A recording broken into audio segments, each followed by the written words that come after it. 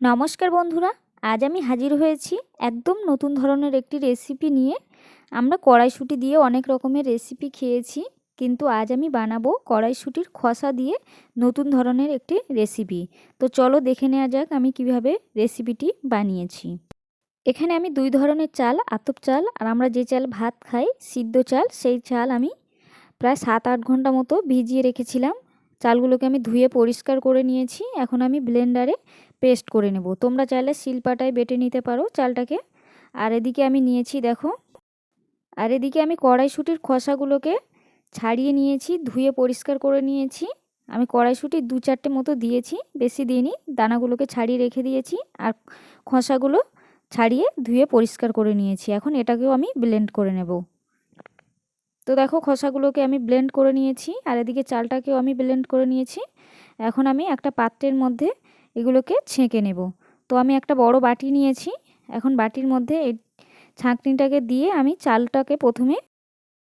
চালটাকে ছেঁকে নিচ্ছি, কারণ যেহেতু এটা ব্লেন্ডারে ব্লেন্ড করা, অনেক সময় তলার মধ্যে একটা বড় বড় দানা দানা ভাব থাকে, যেহেতু এটা গুঁড়ো চাল নয়।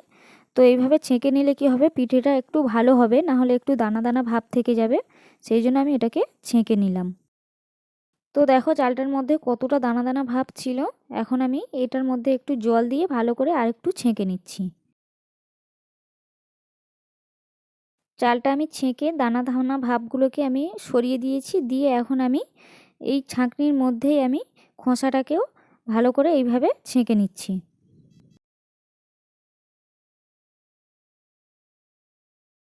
তো খোসাটাও আমার চেপা হয়ে গেছে। এখন আমি ভালো করে জল দিয়ে দিয়ে এটা চিপে নিয়েছি, খোসাটা ফেলে দিচ্ছি। তো দেখো এটাকে এখন ভালো করে আমি মাখিয়ে নিয়েছি, দুটোকে নাড়াচাড়া করে নিয়েছি, সুন্দর একটা কালার চলে এসছে সবুজ সবুজ। তো এখন আমি এর মধ্যে দিয়ে দিচ্ছি পরিমাণ মতো আমি নুন দিয়ে দিচ্ছি, আর দিয়ে দেবো 1 চামচ মতো চিনি। চিনিটা চাইলে তোমরা স্কিপ করতে পারো, যেহেতু এখানে আমি কড়াইশুঁটির খোসা দিয়েছি সেই জন্য একটু স্বাদটাকে অন্যরকম করার জন্য একটু সামান্য চিনি দিয়ে দিলাম। এরপর দিয়ে দেবো 2 চামচ মতো ময়দা, তোমরা চাইলে আটাও দিতে পারো। দিয়ে এটাকে ভালো করে আরও কিছুক্ষণ আমি নাড়াচাড়া করে নেব।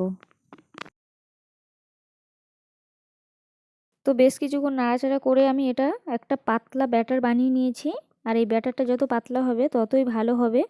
তো আমার একটা জিনিস এখানে ভুল হয়ে গেছে, আমি গরম জলে এটা গুলতে ভুলে গেছি। তোমরা অবশ্যই এটা গরম জলে গুলে নেবে। তো আমি এখন একটা ফ্রাই প্যান বসিয়ে, ফ্রাই প্যান গরম হয়ে গেছে, তো তেল দিয়ে মুছে নিয়েছি একটা সাদা কাপড় দিয়ে। এখন আমি একটা চামচে করে 1 চামচ করে দিয়ে এটাকে আস্তে আস্তে হাত দিয়ে ঘুরিয়ে নেব। নিয়ে আমি এটাকে ঢাকা দিয়ে 1 মিনিট মতো রান্না করে নেব। তোমরা চাইলে এটা খোলাভাবেও করতে পারো। তো আমি এটা 1 মিনিট মতো ঢাকা দিয়ে দিচ্ছি। তো 1 মিনিট পর দেখো ঢাকনাটা আমি খুলেছি। এটা যেহেতু ঠান্ডা জলে গলা হয়েছে বলে সেই জন্য একটু ছেড়ে ছেড়ে গেল। তো তোমরা অবশ্যই এটা গরম জলে গুলবে, তাহলে খুব সুন্দরভাবে এটাও একটু উঠে যাবে। তো এখন আমার যেহেতু ঠান্ডা জলে গোলা হয়ে গেছে সেই জন্য আর কিছু করার নেই। তো এইভাবে আমি একইভাবে সবগুলোকে বানিয়ে নেব। তো এইভাবে সরু চাকলির মতো আমি ভাঁজ করে নিচ্ছি। আর এই রেসিপিটি যে কোনো তরকারির সাথে খেতে দারুণ লাগে, মিষ্টির সাথে অতটা ভালো লাগবে না, তরকারির সাথে খেতে দারুণ লাগে। তো এইভাবে আমি সবগুলোকে একইভাবে বানিয়ে নিচ্ছি। তো আজকের রেসিপিটি এ পর্যন্ত। রেসিপি ভালো লাগলে অবশ্যই সবাই লাইক কমেন্ট শেয়ার করতে ভুলো না। আর চ্যানেলটা সাবস্ক্রাইব করে সবাই পাশে থেকো নতুন নতুন ভিডিও দেখার জন্য।